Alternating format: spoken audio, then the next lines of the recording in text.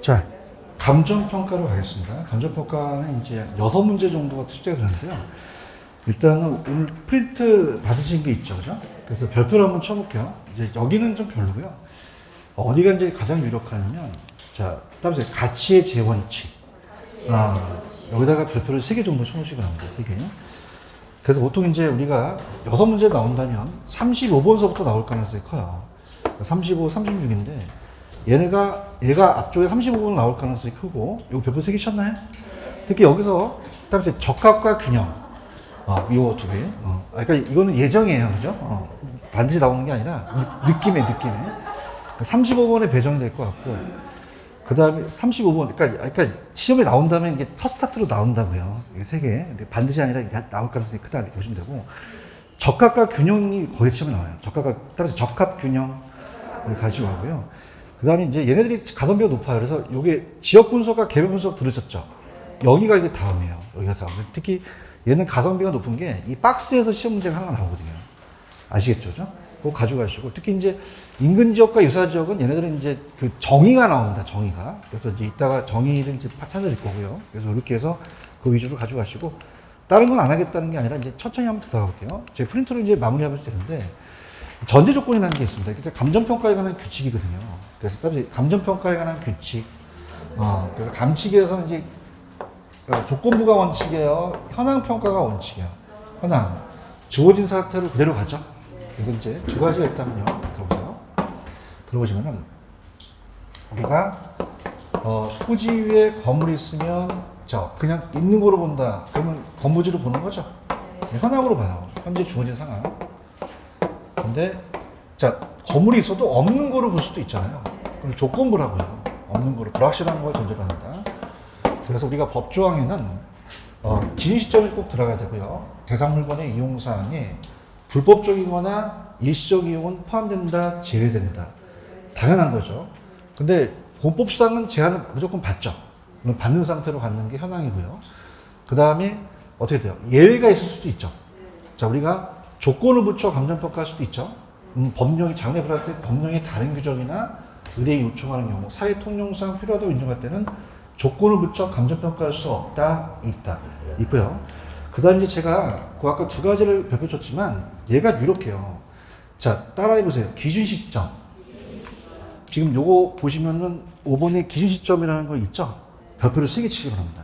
이게 감정평가의 가격을 결정하는 기준이 되는 시점인데, 얘는 어느 날짜가 제가 원칙이라고 했죠? 가격조사를 완료한 날짜가 원칙이라고 얘기했나요? 근데 가격조사가 불가능해야 돼요? 가능해야 돼요? 그럼 과거는 소급으로 잡을 수 있고 미래는 기한부로 잡을 수도 있죠. 특정으로 잡을 수 있다. 그래서 이렇게 보시면서 우리가 기존 미리 정할 때는 가능해야 되며 가격조사 완료 날짜가 가장 유력해요. 평가 기준이 되고 이따 변동의 원칙과도 관련되며 기준점과 평가시 반드시 일치하는 건 아니죠. 이 정도만 보시면 되고요. 그 다음 다시 넘어온다면 그래서 현황이 원칙인데 조건을 하는 게 예외다. 이렇게 보시면 되고요. 그 다음에 이제 그러면 우리가 아까 기준점을 가구로 한다면 소비부, 장래 확실한 기한부죠. 이렇게 잡으시고, 여기도 이제 별표 3개 치세요. 감칙에 나와 있거든요. 우리나라의 감정평가에 관한 규칙에는 무슨 물건이 원칙입니까? 개별. 그래서 2개 있으면 2개로 가는데, 이 3가지가 시험 문제 나와요. 그래서 따라서 일괄, 구분, 부분이라는 단어가 있죠. 우리가 어떻게 보냐면, 이건 복합부동산을 한번 생각해 보시면 돼요. 토건을 하나. 그럼 토지하고 건물을 이렇게 하나로 보는 게 그냥요, 이게 일괄이에요. 그러면 2개 이상 물건에도 일체, 불가분의 게 나왔다? 그럼 무슨 평가 찍으셔야 돼요? 일괄. 여러 개 필지를 하나의 핵지로 묶을 수도 있죠. 복합부동산 같은 건 일괄이고요. 이 가치를 구분한다는 거는 가치가 똑같아요? 달라요? 다르죠. 그래서 예를 들어서 우리가 전면도에, 그러니까 도로면에 전면하고 후면이 같습니까? 다릅니까? 달라요. 한 필지 내에 전면과 후면이 그럽니까? 가치를 달리합니까? 그럼 가치를 달리하면 나오면 무슨 평가 찍으셔야 돼요? 구분. 그래서 우리가 하나를 2개, 한 필지를 2개로 여러 액지로 나눌 수 있죠. 주상복합 건물 같은 거 이렇게 보시면 되고, 근데 부분이라는 건 어떻게 돼요? 수용시 보상평가할 때 그 부분만 평가해 주죠. 그래서 얘가 물건이라면 요게 도로로 이제 이게 수용당해요. 그럼 그냥입니까? 일부분입니까? 그 일부분이 나오면 무슨 평가 찍으셔야 돼요? 부분. 전체에서 2분의 1. 이렇게 해서 이제 보시면 되고. 그 다음에 이제 들어갈게요. 그 다음에 이제 나오는 게 가치와 가격이죠. 그럼 우리가 가격은 그냥입니까? 과거의 값입니까? 과거에 실제 거래된 실거래가잖아요. 그럼 과거에 얘가 상가가 20억으로 거래됐다는 이 과거의 값은 그냥 해요. 중개사가 적는 거예요. 그러면 지금 가격은 하나니까 객관적, 구체적 하나죠. 근데 평가사가 매기는 건 그냥입니까? 장래이익이 중요합니까? 저 상가의 전처를 뚫는 장래이익을 현재 가치로 매기는 거죠. 그럼 장래이익을 현재 가치로 매기는 것은 현재 값을 하는 건 평가사죠. 그럼 이건 그냥요 주관적이에요. 추상적이고 많죠. 자, 위에 별표. 자, 우리가 단기적으로는 가치와 가격이 괴리되죠. 자, 얘기해 보세요. 가치와 가격이 다르다는 거는 우리 부동산은 그냥요 오래 가요. 영속성이라는 게 있잖아요. 내구재, 내구성이 있다는 건 오래 간다는 얘기예요. 근데 우리가 비내구재라는 단용재 같은 경우는 빵은 그냥입니까? 오래 가지 않습니까? 가치가 있진 않죠. 그러니까 예를 들어 제가 파리바게 어떤 빵집 가갖고 5,000원짜리 빵을 딱 골랐는데 이거 지금 얼마였대? 5,000원이네요. 근데 이게 한 3년 있다가 6,000원으로 오를 것 같아요. 그리고 달라는 거 뚜라야 완전히, 그지? 그러면 우리가 이 빵이라는 건 먹으면 그냥요 없어져요. 소모되기 때문에 가치와 가격이 일치하죠. 부동산은 그냥입니까? 오래 갑니까? 영속성이라는 얘기 들어오셨나요? 그럼 내가 지금 이 농지를 택지화 시킬 수 있죠. 장래 이익을 생각해 봐야 되는 거죠. 그럼 가치와 가격이 같다 다르다. 그럼 가치가 높고 가격이 싸다면 싸게 나왔죠. 그럼 수요자들이 안 살려고 그래요? 살려고 그래요. 그럼 다시 가격이 올라가죠. 그럼 뭐가 조정이 되나요? 가치가 조정이 되나요? 가격이 조정되나요? 가격이 가치와 일치해지는 거죠. 가격이 조정돼서. 그럼 가격이 오르다 보니까 나중에 됩니까? 가격과 가치가 같아집니까? 그럼 단기는 괴리되고 장기는 일치하죠? 자, 우리가 가치가 높으면 가격이 높죠? 근데 화폐 가치와 가격은 비례입니까? 반비례입니까? 인플레이션 생각하시면 돼요. 인플레이션 발생되면 뭐냐니까? 물가가 상승합니까? 화폐 가치는 어떻게 돼요? 떨어지면 사람들은 화폐 가지려고 그래요? 부동산 가지려고 그래요? 부동산 가격이 올라가 버리거든요. 얘기 좀 해보세요. 그럼 화폐 가치와 부동산은 비례다, 반비례다? 반비례고. 자, 가격은 수용비에 영향을 주기만 합니까? 영향을 받기도 합니까? 가격의 이중성이라는 게 있죠. 그 다음에 교환의 대가인 가격과 용의 대가인 임료가 있고요. 자, 우리 부동산은 한 건물에 소유권만 있어요? 전세권도 있어요. 그럼 둘 이상의 권리가 존재 안 한다? 가능하다. 그러면 물리적 가격이 아니라 소유권 권리익의 가격이 있는 거죠. 그래서 가능하다, 각각 형성된다. 자, 부동산 가격 항상 안 변해요? 변해요. 그럼 장기적 관점은 가야 되죠. 그래서 시점이라는 걸 또 명시해주고 수정도 해야 되고요. 형이 동생한테 넘기면 좀 싸게 넘길 수 있잖아요. 좀 계열적 동의나 특수한 사정이 개입될 수도 있죠. 불안전해서 사정 보정을 한다는 걸 나중에 이제 보고요. 여기까지요. 그다음에 조금 좀 어려운 게, 자, 여기인데, 자, 우리가 부동산 가치는 그냥입니까? 시장 가치가 원칙입니까? 근데 예외는 시장 가치 외로 할 수 있죠. 법령에 다른 기준이 있거나 의뢰인이 요청하거나 사회 통용도 필요하다 인정하는 경우. 그럼 가장 중요한 게 노란 색깔이에요. 자, 한정되게 해야 돼요. 통상적인 시장이어야 돼요. 한정된 하나의 사람이 아니죠. 그래서 여러 사람의 통상적인 사람이어야 되고, 그 다음에 충분한 기간이어야 되고, 전문적이에요. 정통한 당사자예요. 그럼 시장에 대해서 추이를 알고 있어야겠죠. 그 다음에 신중하고 자발적인데 얘가 나와요. 자, 성립될 가능성이 있는 곳 중에서 가장 큽니까? 그 가능성이 높은 겁니까? 그럼 가장 빈번하게 거래되는 게 시장 가치가 되는 거죠. 자, 그럼 시장 가치 외로 할 수 없어요? 가능해요. 법령에 다른 규정이 있거나 의뢰인이 요청한 사회 통용도 필요한데 인정되죠? 근데 요게 좀 어렵습니다. 요 요약집으로 한번 가볼게요. 그래서 형성 과정. 아, 요게 어려워요. 넘겨볼게요. 이건 말로 때울 수가 없습니다. 가볼게요. 그래서 내용을 좀 보셔야 돼요. 그래서 현성 요인이 발생 요인에 영향을 주죠. 어떤 가정을 보기 때문에 이건 말로 때우면 안 됩니다. 자, 볼게요. 이 가장 어려워요. 그래서 여러분 이제 교재로 가시면은 쭉 가보세요. 지금까지 제가 떠들어댄 건 다 있고, 153페이지를 펴시면 됩니다. 153페이지 가시면 밑에 가치 형성 요인이라는 단어가 있나요? 자, 여러분들 어떤 요인이 어떤 요인에 영향을 주죠? 형성 요인이 발생 요인에 영향을 주죠. 지금 보고 계십니까? 그러니까 형성 요인이라는 것은 부동산 가치에 영향을 주는데, 우리가 이 일지계인데 나중에 보시면 이제 시장 가치가 아니라 경제적 가치에 영향을 줘요. 법조항에 영향을 주면서 시장 가치예요? 경제적 가치예요? 경제적 가치. 그다음에 우리가 일지계. 자, 그래서 이게 우리가 가치 형성 요인은 들어갑니다. 이 일반적 요인이 세 가지가 있어요. 그래서 일지계가 있는데 들어보세요. 우리가 일반적 요인, 지역적 요인, 개별적 요인이 있는데 자 들어보시면요. 자 일반적은 따라서 사경행. 자 사회적이라는 건 그냥니까 인간 관련되죠. 그래서 인구라든지 가족, 공공시설, 우리가 관행 같은 건데 경제적은 그냥니까 수익이 됩니까? 수익이 교통체계가 중요하다고 말씀드렸죠. 얘기 좀 해보세요. 교통이 그냥니까 그 지역에 영향을 줍니까? 영향을 줘서 우리가 일반적이라는 거는 전국에 영향을 주는 부동산이에요. 자, 근데 여러분들 SRT라는 거 들어보셨죠? 그럼 서울하고 부산을 연결시키면서 이 SRT라는 교통수단이 그냥니까 그 지역에 영향을 줍니까? 영향을 줄 수 있어요. 아, 얘기 좀 해보세요. 실무로 가보자고. 맞아요? 동탄역이라고 들어보셨죠? 그게 SRT가 들어오면서 가격이 많이 뛰었거든요. 동탄역은 그냥니까 그 지역입니까? 그 지역에 영향을 미치는 요인이 지역적 요인이에요. 맞나? 근데 개별적 요인은 그냥니까 내 부동산에 영향을 줬습니까? 그럼 내 부동산이 동탄역에 근처가 있느냐 아니냐에 따라서 달라질 수 있죠? 그래서 다음에 일지계. 자, 일지계는 발생 요인이에요? 형성 요인이에요? 형성 요인이 발생 요인에 영향을 주죠. 그런가요? 특히 기술혁신이나 산업구조, 세부담이라는 건 조세의 정가가 누가 부담하냐 문제가 생기잖아요. 근데 이 행정적은 그냥입니까? 정책이 바뀝니까? 제도, 계획, 규제, 시책, 제도가 바뀌죠? 규제가 바뀌어. 세제, 조세, 제도. 그럼 우리가 아까 일지계까지는 이해 가셨죠? 그럼 제가 얘기해 볼게요. 만약에 그 지역의 전철역 근처에 내 부동산이 전철역이 뚫리면 그냥입니까? 편리성이 증가합니까? 이게 따라서 유용성이에요. 그래서 153페이지 가시면 발생 요인이라는 게 있을 거예요. 저 지금 요약집 보고 있는데 찾았습니까? 그러니까 효용은 우리한테 어떤 부동산이 만족을 줄 수 있는 것들 거예요. 그럼 여러분들 어떨까? 주거용은 쾌적성이고 상업용은 수익성이죠.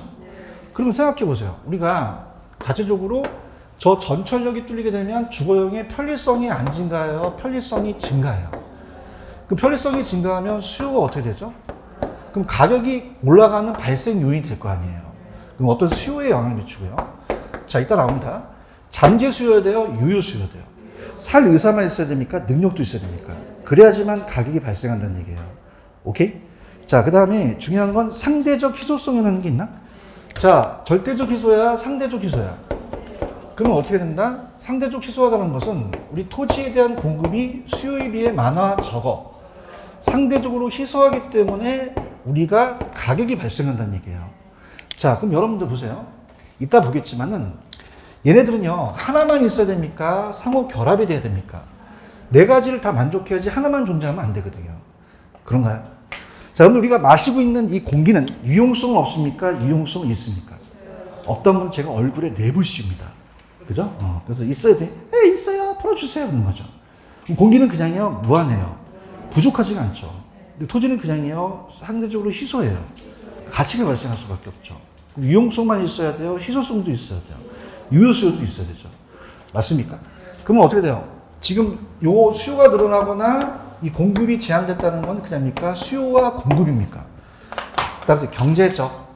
여기까지는 경제적인 요인이라고 볼 수 있어요. 그런가요? 근데 부동산은요, 그냥입니까? 권리를 이전시킵니까?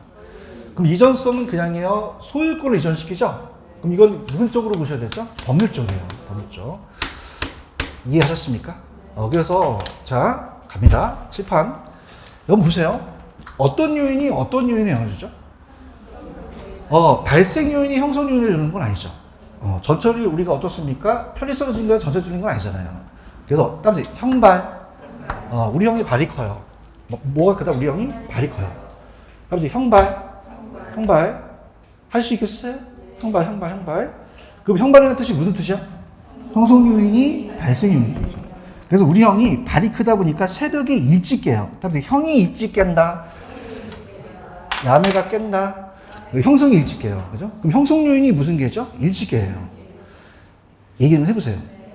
맞습니까?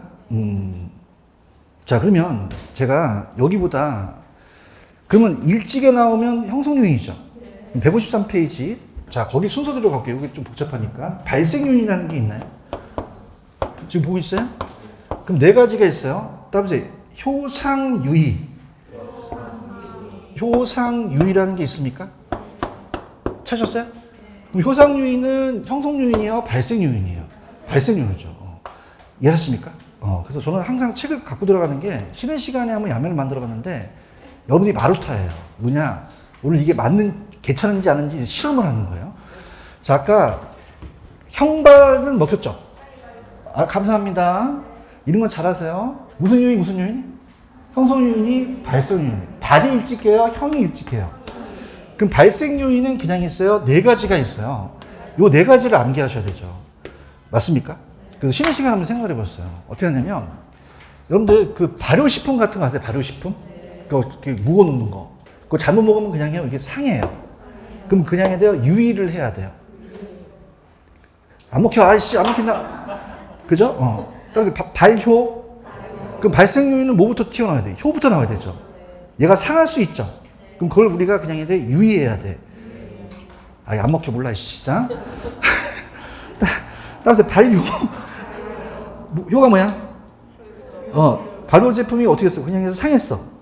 그럼 내가 유의해야 되지? 자, 이렇게 만드는 이 강사가 얼마나 초라한지 아세요? 아시겠습니까? 그 다음에 효상유의. 어떻게 돼요? 그럼 이게 발생요인이 들어가는 거죠. 맞습니까? 아까 일찍에는 어디에 들어갔죠? 형성요인, 효상요인, 발생요인이 들어가는 걸 바꿔놓을 수 있다는 얘기예요. 아시겠죠? 자, 그러면 우리가 문제로 한번 가볼게요. 들어갑니다. 문제로 가셔서 문제는 또 어떻게 돼 있나? 그래서 중요한 문제만 좀 선별해 봤어요. 그래서 넘겨볼게요. 자, 페이지로 가셔서 우리가 계획표를 있는 대로 가죠. 자, 가시게 되면은 입니다. 373입니다. 374 들어가십니다. 374 가시면 자, 옳은 걸 찾으라고 했어요. 자, 근데 이제 이거는 이제 좀 법조항이 나와 있습니다. 우리가 두 개 이상의 물건이 결합해 일체로 이용되는 물건에 특수한 목적이나 합리적인 조건이 수반되는 경우는 오른쪽에 좀 해설해 보세요. 규칙이 있는데 오른쪽 맨 위에 가보세요. 두 개 이상의 물건에 적합 결합해서 일체로 이용되는 물건의 경우는 특수한 목적, 합리적인 조건이 수반되는 일부를 평가할 수 없다, 있다. 있다고 돼 있죠? 그냥 그렇게 가져가시면 됩니다. 없다, 있다. 그렇게 하시면 되고요. 자, 2번 가십니다. 아까 제가 토지 위에 건물이 있는 걸로 보면 현황이었죠. 없는 걸로 보면 조건이잖아요. 근데 여기 나지상정으로 평가한다는 건 어떻게 돼요? 이 건부지를 나지로 봤죠. 그럼 건물이 있는 걸로 봤어요? 없는 걸로 봤어요? 그럼 일종의 기한보단 조건부로 봐야 되는 거죠. 그런가요? 자, 그 다음에 3번을 볼게요. 자, 하나의 필지라고 나와 있죠. 그럼 하나의 필지가 3필지예요. 그럼 하나의 필지가 그냥입니까? 여러 개가 됩니까? 여러 개의 획지라고 돼 있죠. 그럼 칠판. 그럼 하나의 필지를 두 개의 획지로 나눌 수 있잖아요. 주유소와 카센터. 그러면 여러 개에 대한 획지라고 한다면, 자, 여러분 보세요. 여러 개 획지라면, 다획지라면 평가사는 필지로 해요, 획지로 평가해요. 하나가 있으면 일괄이죠. 여러 개 있으면 구분이라는 얘기예요. 아시겠습니까? 일괄이다, 구분이다? 구분. 이렇게 보시고요. 4번에 보시면 가치를 달리라는 게 나왔죠. 자, 그럼 어떻게 돼요? 가치 달리라는 건 구분이 맞잖아요. 근데 우리 법조항에 오른쪽에 보시면 동일한 부동산일지라도 가치를 달리하는 부분에 대해서는 그 내용을 감정평가서에 기재할 수 없다, 하여야 한다. 기재하지 않는다는 건 틀리거든요. 그 다음에 아까 법조항에 5번에 현황평가는 기일점 토지용상의 고법상 제한을 받은 상태로 가죠. 근데 일시적이나 불법적인 경우는 포함됩니까? 제외됩니까? 정답은 3번만 맞죠? 이렇게 잡으시고요. 그 다음에 넘겨볼게요. 자, 선별해서 다 풀지 못하고요. 우리가 379페이지로 가기 전에 먼저 페이지 가시면 12, 13으로 가십니다. 12, 13 가시면 380에 12, 13 찾으셨습니까? 자, 12번 가겠어요. 부동산 가치 발생연에 틀린 것은 일단은 제가 답부터 체크하고 다 볼게요. 2번에 보시면 유효수요 있었죠. 자, 유효수는 구매하고자 하는 요건은 맞는데 지불 능력이 필요하지 않습니까? 필요하다고 하셔야 되는 거죠. 맞습니까? 자, 아까 제가 따라보세요. 발효. 요거 상하기가 쉽죠. 유의해야 되죠. 그래서 사실 반료 어떻습니까? 상하고 어떻게 돼요? 어떨까? 유의죠. 그럼 어떻게 됩니까? 아까 뭐가 들어갔어요? 효용성, 희소성, 이전성, 상대적성 들어가야 되죠. 그러면 우리가 일단은 1번 맞고 3번으로 갈게요. 상대적 희소성이라는 건 자, 수요에 비해서 뭐가 부족하다는 거죠? 공급이. 효용은 용도에 따라 주어지는 쾌적성이죠. 상업지는 수익성, 공업지는 생산성이고요. 자, 발생 요인은요. 하나만 있어야 돼요. 상호 결합이 돼야 돼요. 하나만 있으면 안 되죠. 그래서 그걸 나타내는 게 13번의 2번입니다. 2번을 보시면은 2번 찾으셨습니까? 그럼 발생 요인은 효용, 유효소, 상대적 수준에 하나만 있어야 됩니까? 서로 결합이 돼야 됩니까? 2번이 틀렸다는 얘기죠. 아시겠죠? 그 다음에 5번 별표. 제가 아까 형발이라고 했죠. 무슨 뜻입니까? 형성 요인은 발생 요인에 이어준다 그러지 이게 바뀌면 안 되거든요. 아시겠죠? 그 다음에 자, 전 페이지로 가시면 잠깐 우리가 379페이지 가시면 11번도 체크가 돼 있죠. 자, 그러면요. 11번에 아까 제가 칠판을 보시면요. 가격을 하는데 가치는 그냥입니까? 무수히 많습니까? 많아요. 그럼 따라서 시장 가치가 원칙이다. 무슨 가치가 원칙이라고요? 이제 시장 가치 외의 가치로 갈 수도 있죠. 그게 여러 가지 가치들을 얘기한다는 거죠. 맞나요? 자, 그러면 우리가 자, 사용 가치와 교환 가치는 틀리겠죠. 자, 되게 쉬워요. 들어보세요. 자, 사용 가치와 교환 가치는 같다, 다르다. 다르다면은 자, 봅니다. 자, 내가 선풍기를 갖고 있는데 한 15년이 지난 거를 팔려면 어떻게 돼요? 판매하게 되면 더 비싸게 못 받죠. 근데 이걸 사용하니까 아주 좋아요. 그럼 사용 가치는 내가 매매됐을 때 가치예요? 이걸 사용했을 때 가치예요? 그럼 내가 보유하죠. 근데 교환은 매매했을 때 가치가 교환 가치가 큰 거예요. 한 50년이나 60년 지난 선풍기는 쓸 수 있어요? 없어요? 근데 골동품으로서 가치가 높잖아요. 그럼 사용 가치와 교환 가치가 같다, 다르다? 달라요. 자, 얘는 사용할 수 있는 가치고 얘는 매매할 수 있는 가치예요. 자, 그럼 1번 가면은 대상 부동산에 매도할 수 있는 가치라고 돼 있죠. 그럼 매도할 수 있는 가치는 무슨 가치로 봐야 됩니까? 교환 가치예요. 사용 가치는 아니죠. 그럼 당연히 대상 부동산 시장에 매도했을 때 가치는 교환 가치는 맞죠. 근데 사용 가치와 교환 가치는 유사한 개념이 아니라 그래야죠. 밑에 해설. 사용 가치는 되게 쉽습니다. 따라서 사용되었을 때 밑에 해설은 보고 있어요? 그럼 이건 무슨 가치죠? 사용 가치죠. 같은 가치이 아니라는 거예요. 이해하셨죠? 그 다음 제가 2번에다가 덧붙이십시오. 투자 가치가 나왔었어요. 투자 가치는 객관적입니까? 주관적입니까? 주관적이고, 보험 가치는 보상에 대한 보험이고, 과세는 세금 때리는 거에 대한 재산세로 하고, 공익 가치는 공익이겠죠. 보존과 보존이라는 건 공공 목적이니까 경제예요, 좀 비경제예요. 비경제. 그래서 1번이 정답이다. 그렇게만 가져가시면 됩니다. 이해 가셨죠? 그 다음에 382페이지에 가셔서 아까 제가 찍었던 게 자, 따라서 가치의 제원칙. 제라는 게 여러 가지인데 13가지 원칙이 있어요. 근데 여기서 가장 중요한 건 제가 적합과 균형이라고 말씀드렸죠. 저거 두 가지 위주로 좀 가져가시면 돼요. 이제 따로 다른 거 가져가시고. 자, 그래서 평가사가 가치 형성 매길 때 그냥입니까? 어떤 법칙을 지켜야 됩니까? 그 지침이 제 원칙이라는 얘기예요. 맞나요? 자, 그러면 순서대로 한번 가볼게요. 자, 갑니다. 자, 가격은 안 변해요? 항상 변해요. 그럼 시점이라는 게 중요하죠. 그래서 이따가 시점이 나오면 무조건 이건 무슨 원칙과 하는데요? 변동입니다. 시점 나오면 무슨 원칙? 변동. 아직은 안 나오는데 물리적인 강가는 아까 시간이 갈수록 노후화될 수도 있죠. 변동의 원칙과도 관련이 돼요. 근데 아직 안 나왔고요. 자, 예측은 그냥입니까? 장래를 예측합니까? 장래 예측해요. 그럼 장래라는 게 나오면 변동 찍으셔야 돼요? 예측 찍으셔야 돼요? 가치라는 건 장래 현재 가치 매우고 장래 수익이 발생하죠? 이런 거. 자, 부동산 가격은 수용급에 영향을 주기만 합니까? 영향을 받기도 합니까? 그럼 수용급에 대한 원칙이 떨어지겠죠?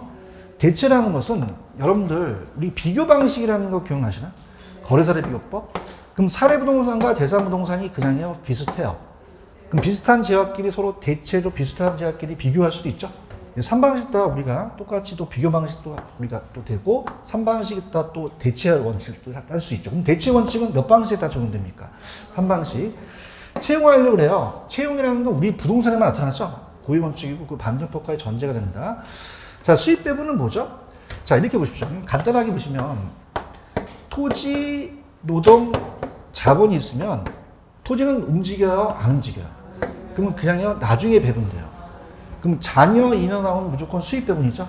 다른 건 참고만 하시고요. 토지가 움직이지 않고 수익이 계속 체증합니까? 체감할 수도 있습니까? 그래서 추가 투자라든지 건물의 고충화 이런 토지용이고요. 아까 제가 내부와 외부가 굉장히 중요하다고 했죠. 벼붙여 보세요. 이게 가장 유력합니다. 그러면 우리가 자, 균형은 그냥이요, 내부적인 역량이에요. 적합은요, 외부적. 그런가요? 그러니까 내부적이라는 것은 이따가 내부 구성 요소라는 게 나와요. 그 만약에 20층짜리 빌딩에 지하 주차장이 없으면 외부입니까? 이건 내부적입니까? 내부 구성 요소가 안 맞죠? 그러면 요거는 따라서 기능적 강가, 기능적 강가죠. 자, 자체적인 분석이니까 지역 분석이겠어요? 개별 분석이겠어요? 그래서 제가 균형은 기억 들어가니까 적합 찍으셔야 돼요. 이거는 개별 분석 찍어야겠죠? 이렇게 생각하고요. 적합은 내부적인 겁니까? 외부적인 겁니까? 내부예요. 만약에 시장 안의 주택 같은 거는 주택이 잘못됐나요? 시장과의 외부 환경이 잘못됐나요? 그러면 외적과 경쟁하자에 외부가 꼭 들어가야 되죠. 그럼 얘는 고유가 내부입니까? 외부입니까? 구성 요소예요? 환경이에요? 치유할 수 없죠. 그럼 기능적이에요? 경제적 감가. 개별 분석이에요? 지역 분석이에요? 이 두 가지가 거의 90% 나옵니다. 하셔야 됩니다. 그래서 일단 기출이다. 그럼 무조건 적합과 균형이 답이 될 가능성이 커요. 그럼 따라서 기여한다. 자, 일로 와보세요. 만약에 이게 7억으로 낮게 평가되면은 1억에 대해서 추가 투자를 해야 되죠. 그러면 생산비를 합쳐야 돼요? 기여도를 보여줘야 돼요. 브라더 아파가 돼야 되죠. 그러면 생산비 합이다, 기여도의 합이다. 추가 투자의 적합 판단이 이제 얘랑 연결되겠죠. 그래서 수익 체증과 같이.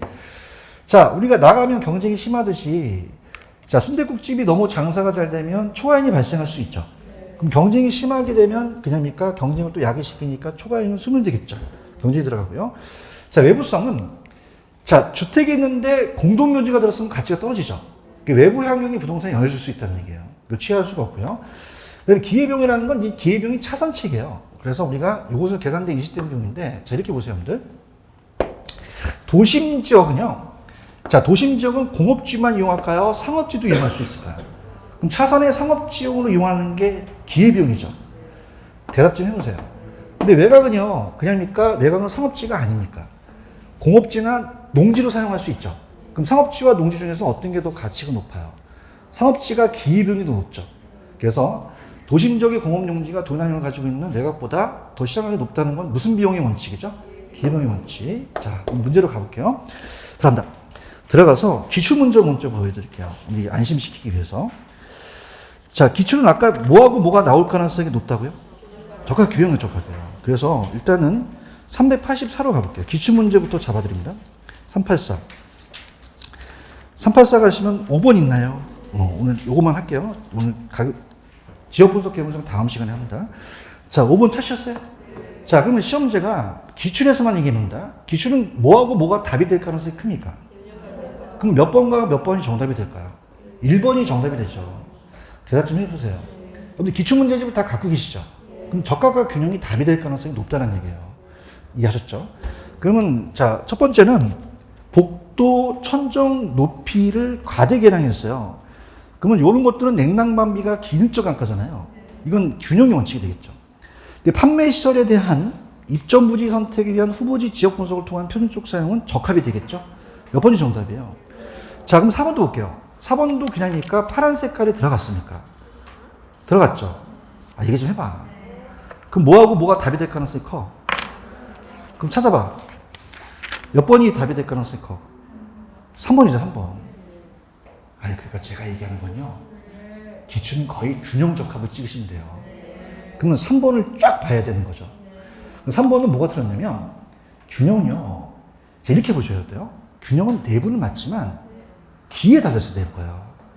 그럼 균형은 미수 쳐보세요. 내부적 관계의 원칙인 적합. 찾았습니까? 그럼 적합이 내부입니까? 얘는 외부입니까? 외부죠. 그렇죠? 간혹가다 여러분이 착각할 수 있어요. 내부가 붙었으니까 균형 맞을까? 그게 아니에요. 천천히 읽어볼게요. 내부적 관계의 원칙인 적합. 찾았습니까? 그건 뭐냐면 적합이 내부냐는 얘기죠. 내부입니까? 외부잖아요. 맞습니까? 그럼 그거 하나만 틀렸다는 거죠. 그럼 외부만 고치면 맞아요. 자, 균형은 외부적 관계인 적합의 원칙과 대조되죠. 그럼 얘는 그 구성 요소에 대한 체험을 강조한 거죠. 몇 번이 정답입니까? 3번이 정답이 되는 거죠. 이해하셨죠? 그 다음에, 자, 솔직히 말씀드리면 8번도 기출입니다. 8번도. 먼저 기출부터 긁고 올게요. 8번 찾았습니까? 그럼 8번도 기출이라면 적합과 균형이 많이 들어간 게 답이 될 수 있잖아요. 그럼 여기서 적합과 균형이 많이 들어간 걸 찾아보세요. 어머, 깜짝아. 5번이죠. 아까 칠판, 기능적 감가 기억나십니까? 이거 무슨 원칙이 돼요? 균형. 경제적 감가는요? 적합. 시점 나오면요? 변동. 그럼 8번의 정답은 5번이 정답이라는 거죠. 아시겠죠? 기출문제 위주로 가져가세요. 예상 문제를 한번 볼게요. 예상 문제를 어떻게 내셨냐? 이거 또 다 해드려야 되니까 382페이지 가보세요. 382페이지 가시면 2번 문제 있나요? 자, 제가 쭉 읽다 보니까 1번에 1번 그 유용성이 최고로 발휘되기 위해선 생산 요소라는 게 있죠. 이게 여러분들 구성 요소랑 똑같은 얘기예요. 무슨 요소? 그럼 내부 구성 요소라는 얘기잖아요. 이건 적합이 아니라 균형이고요. 그 다음에 아까 경쟁이라는 거 기억나시잖아요. 부동산 가격도 일반 경제화처럼 초반에 소멸된다는 건 경쟁에서 소멸됐다는 거예요. 그럼 대체가 아니라 경쟁이고요. 자, 시점 아시죠? 시점. 기준 시점 나오면 무슨 원칙이야? 변동. 4번 예측 나오면 그냥 장래가 나와야 돼요. 그럼 4번이 정답이 되죠. 자, 기호 원칙은 생사비합이에요? 기호도합이에요? 기호도합이 되겠죠. 정답 몇 번? 4번. 3번 봅니다. 옳은 거. 1번. 쭉 읽다 보잖아요. 자, 그럼 칠판 아까 내부 구성 요소 있었죠. 그럼 내부 구성 요소는 어디에 들어갑니까? 균형. 자, 이번에 가시면 적합이나 외부도 다 치유할 수는 없어요. 경제평가 맞으니까 2번이 정답이고, 그 다음에 부동산의 초과 설비와 가소 설비라는 건 이건 기능적인 감가잖아요. 무슨 원칙이에요? 균형 원칙. 자, 칠판. 아까 3방식 모두 적용되는 게 대체죠. 다음에 3방식. 자, 내가 비교 방식은 마찬가지고 원가도 사례에서 가져올 수 있고 수익도 사례에서 가져올 수 있잖아요. 그렇게 해서 이거는 경쟁이 아니라 대체 원칙. 그 다음에 칠판을 보시면 자 보세요. 아까 자녀라는 게 나왔죠. 자녀 나오면 무슨 배분이다? 수익 배분이잖아요. 나중에 배분하니까. 그래서 오셔서 정답은 몇 번? 2번. 되셨죠? 그럼 제가 6번으로 좀 마무리할게요. 6번에다 좀 별표를 쳐보세요. 6번은 좀 개인적으로 좀 나올 수 있을 것 같아요. 자, 그럼 제가 칠판을 보셔서 딱 제가 할 테니까 얘기해 보세요. 시점 있죠, 시점. 자, 이거 가르쳐 줬어요. 시점. 변동이잖아요. 이거 다 나왔단 말이에요. 여기. 내가 자랑하는 건 아니야. 여기서 다 나온 거예요. 분위기 안 좋아요? 이거 다 나왔어요, 여기서. 시점 나와서 요 기준 시점과 시점종에 대한 이론 조금 거 변동. 토지 잔여 있어요, 잔여? 잔여라는 건 나중에 배분되잖아요. 수익 배분의 원칙이 되고요. 자, 부동산 가치가 주의하셔야 돼요. 균형 나왔다고 해서 균형 찍으시면 안 돼요. 자, 무슨 말이냐? 부동산 가치가 어디에 대한 거와 균형이 안 맞아요. 주변 다른 부동산이잖아요. 그러면 다른 부동산은 그 부동산 가치가 외부 환경과 안 맞다는 거죠. 그건 적합이라는 거죠. 적합이고, 그다음 한계용 계층 입체 이용률은 여기 있잖아요. 아까 수익 체증 체감 아시죠? 그럼 수익이 체증하다가 체감하죠. 그럼 입체적으로 건물을 올리잖아요. 그 다음에 한계 효용에 대한 게 나중에 보시면은 우리가 아까 집약 한계라는 게 있었죠. 거기까지에 대한 층수까지 올리는 게 수익이 높은다는 거예요. 그럼 이건 수익 체증 체감이 되고, 그 다음에 효용이 동일한 가격이 저렴한 제어다. 자, 이거 보세요. 칠판 보세요. 칠판. 여러분들, 대체라는 게 있었죠. 대체는 그냥요, 대신할 수 있는 제어예요. 그럼 우리가 비교할 수 있다는 거는 비슷해서 비교할 수 있죠. 그러면 사례 부동산과 대상 부동산을 비교한다면, 자, 효용은 요게 기능이, 자, 따라서 엘리베이터가 있다. 그럼 5층짜리면 효용이 같죠? 그럼 가격이 비싼 거, 싼 거. 이게 대체라는 거죠. 아시겠죠? 그래서 효용이 동일하다는 건 기능이 같다는 건 엘리베이터가 똑같죠? 그럼 어떻게 돼? 가격이 저렴한. 그럼 무슨 원칙이다? 대체 원칙 가지고 있는 거죠. 이해하셨죠? 이렇게 보시고, 오늘 여기까지만 할게요. 그 다음에 이제 넘기시면은 그 계획표에 짜져 있는 게 아마 388페이지가 13번입니다. 그래서 이거 333번, 13번을 보시면은 자, 따라해 보세요. 지역 분석, 개별 분석. 그래서 아까 요것만 힌트로 갈게요. 아까 여러분들 적합과 균형 아시죠? 자, 그러면 야매로. 자, 어떻습니까? 이 적합이라는 건 그냥입니까? 지역 분석입니까? 지역 분석 알면 되잖아요. 지금 보고 계십니까?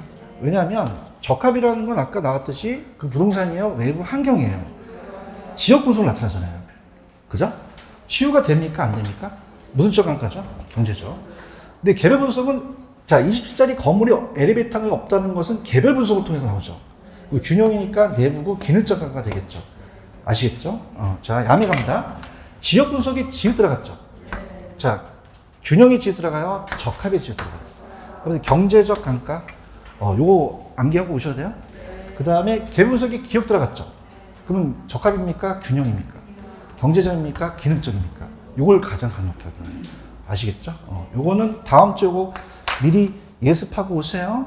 요거 갖다 줬고, 다음 주에 이제 감정평가를 마치거든요. 여기까지만 할게요. 여러분들 수고하셨습니다. 감사합니다. 고맙습니다. 예.